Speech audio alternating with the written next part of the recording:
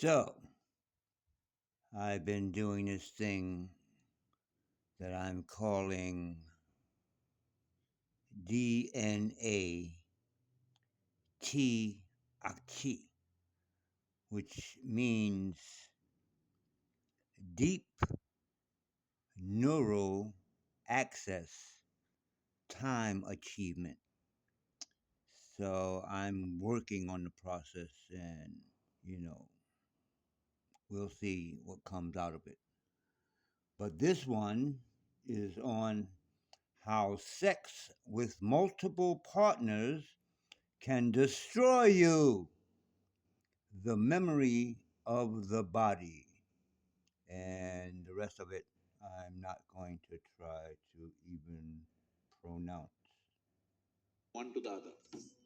You can observe people, they will have pleasure, they will giggle all the time, but you look at them, there is no joy in them. With This is… fractals. You look at Draupadi's life, how much volatility, how much pain, how much suffering she went through in her life. Because today's psychiatrists are analyzing these things and saying that is because they've not been sufficiently touched by their mothers and parents at an early age. When they grow up, they're desperately longing to touch somebody all the time. People come to me and say, Sadhguru, can you bless my daughter, can you bless my son? First thing I ask is, how old? If they're over 21, I said, when I was into lot of sadhana, I would have somewhere between 5 to 7 showers a day. And all sadhus, sannyasis, those who are on spiritual path, wash their clothes with red earth. Generally, the course of life is considered to be approximately 84 years or 1008 cycles of the moon.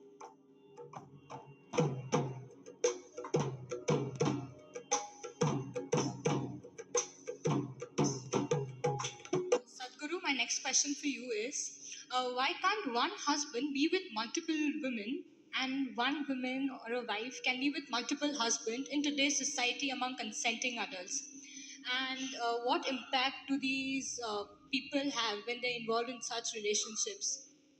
See, body is the front end for every other creature on this planet. The only reason this creature is dominating this planet is not because we have the best body. You're not comparable to an elephant or a tiger or anything for that matter, you're not even as good as a buffalo. Yes, in terms of strength and physical prowess, you are nowhere comparable. This is dominant because of its intelligence, this is dominant because of its consciousness. But right now, we are creating a world where your biology is the front end of your life. These things were done at a certain time when the social situations were such. Or men were married to many more, more than one woman. This was mainly because men died more often than women. Today, both men and women are outside, both may get killed, that's different. But at that time, largely women stayed home because she was continuously pregnant. From the age of 14 to 45, 50, she's almost all the time either she's pregnant or she has a young child. This is how life used to be. So because of that, she stayed home and she took care of the property and the agriculture and stuff. Man went out to do business or for war or something else, he went out. So men always died more often. So generally, in most societies in the past, the number of men was much less than the number of women, always. This has been the state all across the world. So naturally, when so many women were there, they needed care and they needed support in the society. And those days, a woman could not exist by herself. Unless she's protected by a male partner, it would be very difficult for her to exist by herself because she would be exploited in so many different ways. So always they attached themselves. So naturally, a man ended up having 2, 3 women because the population ratio was like that. But now largely it's leveled out. If that becomes a social norm, then how do you decide somebody has whatever, multiple wives, and how do you decide somebody has no wife? This will become a social, collision, it'll become. It'll become lot of problems in the society because we may act civilized. I'm very particular, I'm very clear about saying, we act civilized. But when we are denied basic things that we need, all our civilization evaporates and we will behave like animals. Yes or no? So, when fundamentals are denied, people will go flashing. So, that's not going to work in today's world. And above all, the woman's condition will become very bad. If you're asking this question in a more existential way, well, see, this is a certain framework of not just of bone and muscle and flesh, there is a certain energy framework. Only because of that it takes, certain form. See, if you eat mangoes every day, and let's say a cow eats mangoes every day, at some point will you or the cow get confused whether you're a cow or a human being? Or will the cow get confused? Such a thing never happens because there is a clear-cut inner framework to which flesh and blood is added.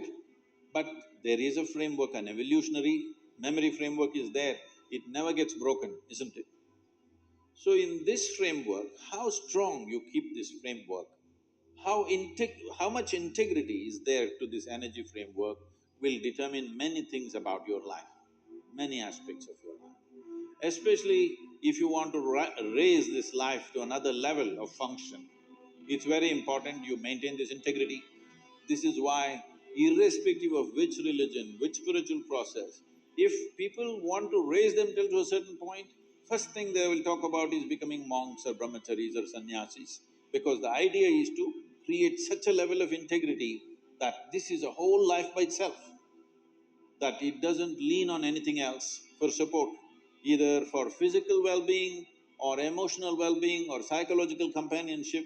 It doesn't lean on anything, it stands by itself because you want to take it somewhere else. If you want normal function, these things are not necessary. Now you want to become a rocket which breaks through a certain dimension of space. Now you need to be in a different level of force and integrity, otherwise it'll crack up. So you don't want to open your body to anything, and especially opening to multiple partners has its own negativity in that context. How much pain and you look at Draupadi's life, how much volatility, how much pain, how much suffering she went through in her life, and how much pain and suffering she caused because of her anger and jealousy and whatever else. So, these things happen for variety of reasons. You can't blame everything on that one aspect, but that aspect also has a say in these aspects because you're opening up your memory body, your energetic body, which is essentially ruled by memory, to variety of memories. This will cause a whole lot of turmoil within the system, which could affect that life and many other lives. So Draupadi's life is in a way a sample for that. It's not an absolute.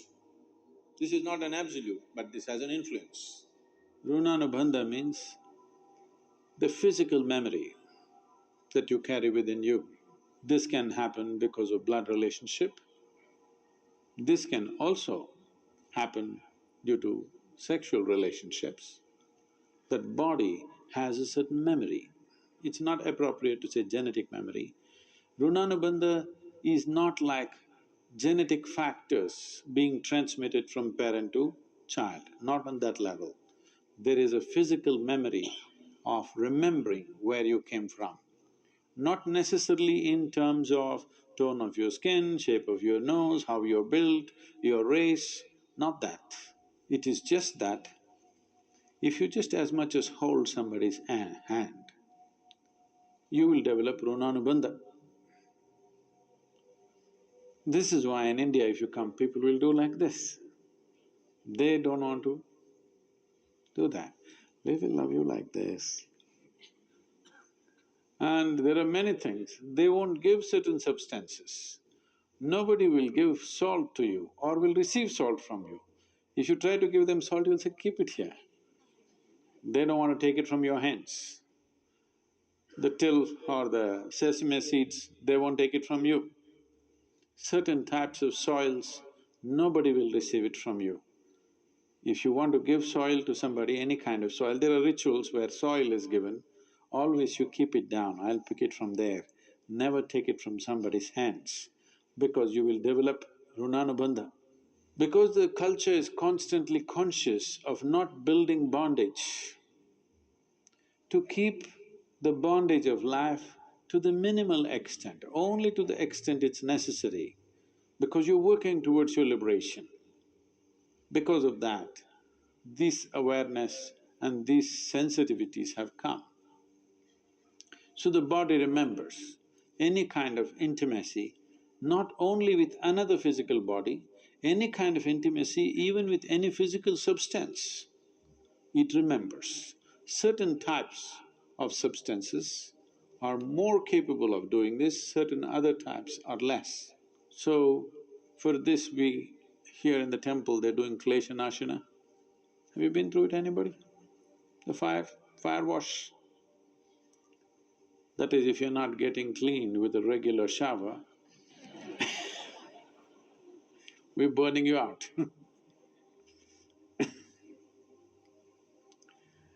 So what klesha nashana is a way of burning various types of physical memories that we have picked up, not necessarily because of relationships, just by contact, just by coming in touch with so many things. People, situations, atmospheres, so many things, this body picks up memory. Physical memory, beyond a certain point that what you pick up, will cause a certain level of confusion. Confusion, not here, this confusion is a different thing, that is something you have earned. But physical confusion, if the body is confused, it can't come to ease.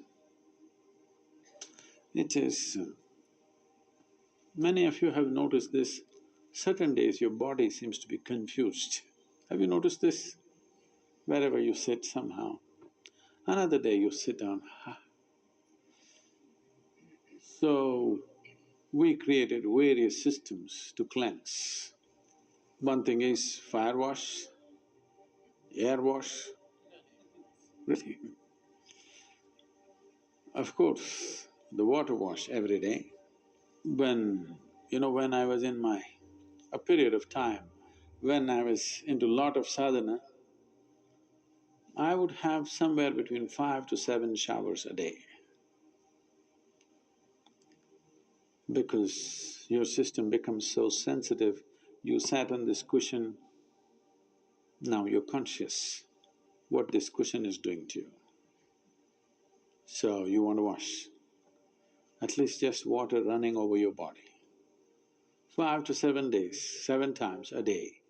This is not like calculated, I must do it 5 times or 7 times. Whenever you feel like it,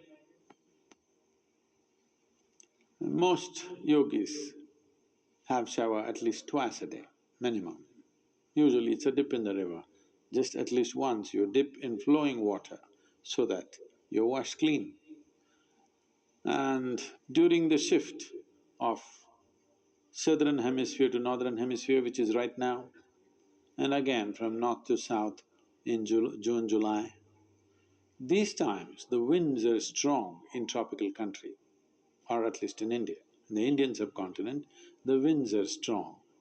So, there are simple processes where you must go and stand in the wind so that you get a wind wash, proper air wash. You will see it'll do wonders to you. You try this. When there is a strong breeze, just wear something loose and just simply stand there for half an hour, being conscious of this with your eyes closed, both this way and from the back. You get enough breeze flowing over you, you come back into your house and you feel like, so much lighter and better. You don't know this probably. All the sannyasis, all the sadhus and sannyasis always use very fine sieved mud, red earth to color their clothes. It's entire ashram is painted like this because it's just soil we used, okay? Soil with a certain… a certain adhesive sticks like paint, And all buildings in the ashram were painted like this. And all sadhus, sannyasis, those who are on spiritual path wash their clothes with red earth, filtered earth, with that they wash, so that's why that color, that's how it's come. So either you must wash separately or every time you must coat it with some soil material so that the runanubandha, the only runanubandha that you hold is with the earth, not with people around you, not with things around you, just with the planet. That is okay, because if you wear clothes, because the word soil here is used differently, if you wear soiled clothes, no, not like that. Dipped in red earth, if you wear these clothes, in some way it is a reminder for the body as to where it comes from and where it'll go. So those who are on the spiritual path always use clothes which have been dipped in filtered red earth. You won't see it, it doesn't feel like it, but actually the very color, actually the white clothes turn into mud color because it's been constantly washed with filtered earth. So washing Runanubandha is one way of doing it is you have a mud bath. So existentially, when physical memory overlaps upon itself, it will cause a physical level of confusion, which will bring a certain level of discomfort, lack of exuberance, lack of involvement with anything, that you become a veteran when you're living. You must be a veteran of life after you're done with it. Before you're done with it, you shouldn't become a veteran, isn't it? But that will happen to you. That means in some way, because of overlapping memory, you become less alive to everything around you. That's what we concerned about, that you're becoming less alive. Sadhguru, how can a person stay committed to someone in a relationship? Is it natural to love someone and yet be sexually attracted to others? What should be the proper course of action that should follow, or how does one handle this? See, there is a psychological integrity, there is emotional integrity, but there is a biological integrity also. Integrity does not mean morality. Integrity means you create a situation where it works best for you. So when we say integrity, suppose I say, there is a certain integrity to my body, this means it's strong and resistant to a whole lot of things, isn't it? It doesn't mean I'm morally stuck in something. So I'm talking about… I want you to understand the word integrity in that context. We are talking about integrity in terms of strength of this life. So if that is the thing, is it true? Do you remember how your great-great-great-great-great-grandmother 10 generations ago looked like? Do you remember? No. But her nose is sitting on your face. Yes or no? Body remembers, isn't it? Body remembers your forefathers 1,000,000 years ago. Yes or no? What you're calling as my body is a heap of memory, isn't it so? Hmm? Memory or no? See, now from Nepal you came to Shillong, you eat a lot of this Meghalaya food, your features won't change because your body remembers what is your genetics, no matter what. Or you start eating, let's say, cow's food or dog's food, your body will not get confused and become a dog or a cow because there is evolutionary memory in this. Do what you want, it never gets confused, isn't it?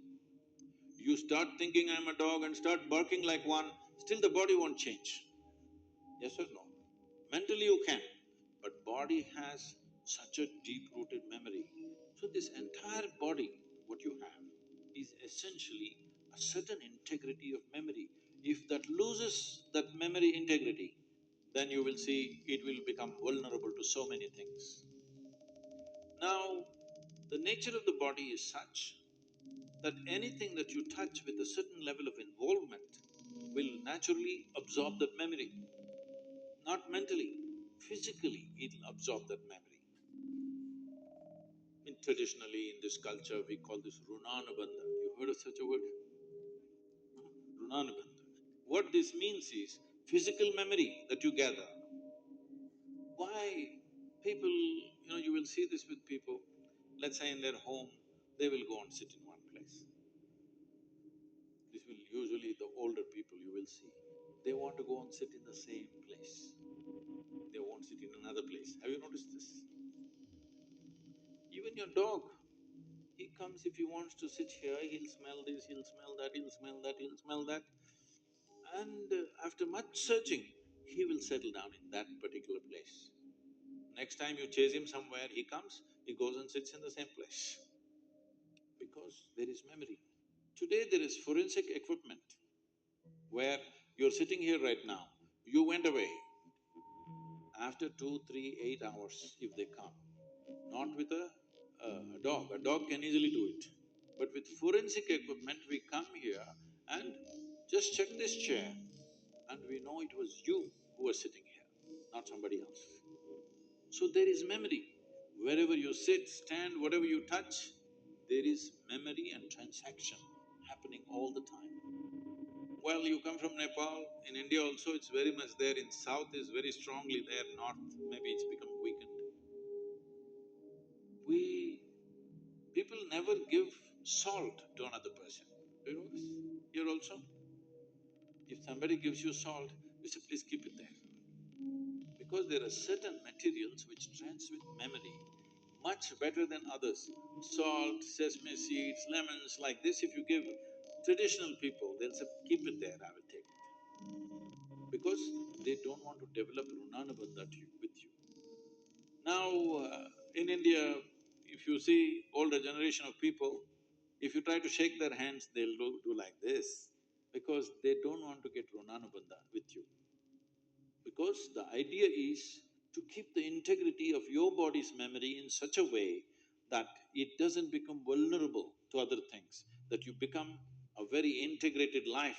If you want to nurture yourself to be a certain possibility, then you have to maintain the memory integrity. This is what Runanubandha means. You keep your physical memory to the minimum. A sexual interaction is something where a huge amount of memory is taken from one to the other. So, always, not in this society, everywhere else, forever people saw the advantage of keeping that memory to the minimum. If you make that memory very complex, you will see to be at ease will become very difficult after some time. There will be pleasure, but there will be no joy in your life. You can… you can observe people, don't go by what I'm saying. You can observe people, they will have pleasure, they will giggle all the time, but you look at them, there is no joy in them, there's no ease. Because the ease will go away with excessive memory. This is not only with sexuality, there are many other things that you do like this. Right now you see this very much in the Western societies. Wherever I go, especially in America, people will come, Sadhguru, where is my hug? I say, it must be with you. Why is it with me? It is not like at a certain moment when you feel close to somebody, you hug them. It's like all the time you have to touch people. Because today's psychiatrists are analyzing these things and saying that is because they have not been sufficiently touched by their mothers and parents at an early age. When they grow up, they're desperately longing to touch somebody all the time. All these things have a serious impact on one's life. How much physical contact when the child is born, this will determine how much physical contact they will long for later on. And the memory of what an infant picks up from the mother at that time, because till a child becomes 4.5 years of age, in many ways, energy-wise, it's not a separate life, it's still attached to the mother's body. Actually, if by nature if people go till then, they must be drinking the mother's milk and connected up to 4.5 years, that's how naturally it was. So, the energy doesn't mature at that time, more and more memory that you get from the mother is better and better to strengthen this. But once the child begins to move out, becomes an individual, life is organizing itself, people come to me and say, Sadhguru, can you bless my daughter, can you bless my son? First thing I ask is, how old? If they say 15, 16, 18, all right. If they're over 21, I say no. Because me blessing you, blessing will not go to your child. You may still think emotionally that's my child, but as far as life is concerned, it's become fully separate. Generally, the course of life is considered to be approximately 84 years or 1008 cycles of the moon. The cycles of the moon and our body is very directly connected.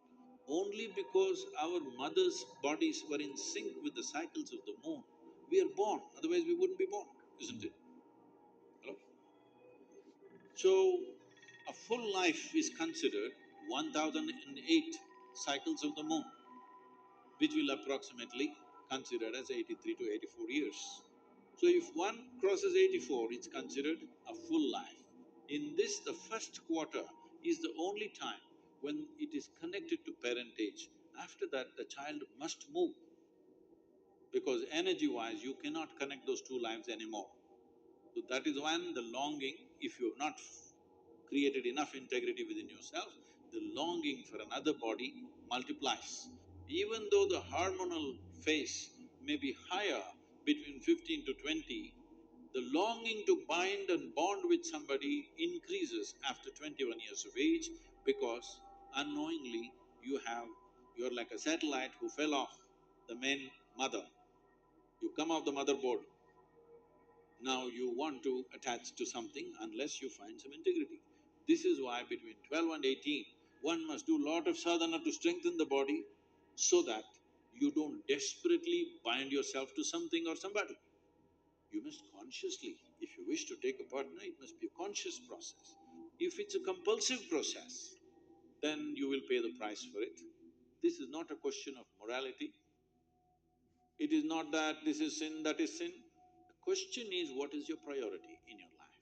If your priority is to make this life rise to a higher possibility, then you must be conscious. If you want to somehow live and go, it's okay.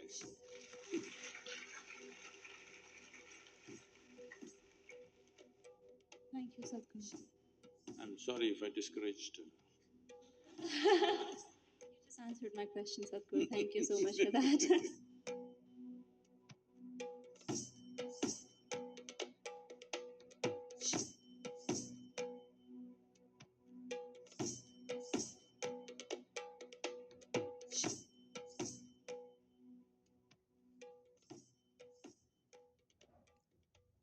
I'm out. Peace. The aliveness inside you, does it hate anyone?